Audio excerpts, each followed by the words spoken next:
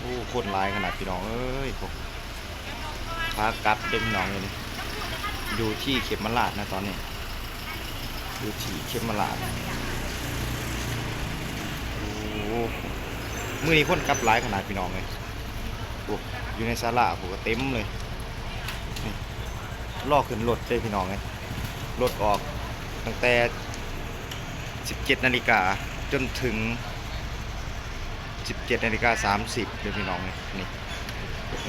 อันนั้นรถเสริมนะ2 คันอันนี้รถสายทางเพิ่นเนาะก็มีรถสายทางคันเรือคันเดียวสันนึง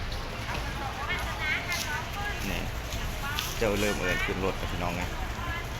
บรรยากาศนี่แหละไปมาช่วงนี้ก็ได้รถเสริมอะไรพี่น้องเลยคันบ่ได้จองไว้ถ้าจองไว้ก็สิไข่แน่คันบ่จองนี่คือจบพี่น้องเลยนี่มาบางเทื่อก็ได้รถบางเทื่อก็บ่ได้อีกเลยนี่แหละการเดินทางไปมามันต้องจองไว้เด้อพี่น้องเลยเขมราชรุ่งเรืองทัวร์เด้อพี่น้องคอยนั่งแต่รถทรายนี่เลยคนหลายก็เจ้าบอกเมื่อวานนี่ก็หลายพี่น้องเลยมื้อนี้ก็หลายคือกันมื้อรถติดเต็มเมื่อวานนี่ว่าซั่น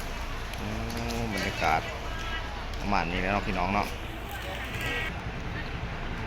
คนกำลังมาเรื่อยๆเลยพี่น้องเลยมื้อนี้วันที่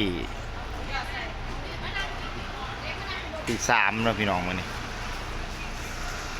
กลับจากปีใหม่เนาะคนก็สิหลายเนี่ยนี่เลยแต่ว่าค่อยมาปีนึงคนบ่ได้หลายปานนี้เลยพี่น้องแต่ว่าปีนี้คนกลับน่าสิกลับหลายอยู่ว่ะอัปเดตสถานการณ์อีกส่วนหนึ่งเนาะนี่เจ้ายังลังไล่มา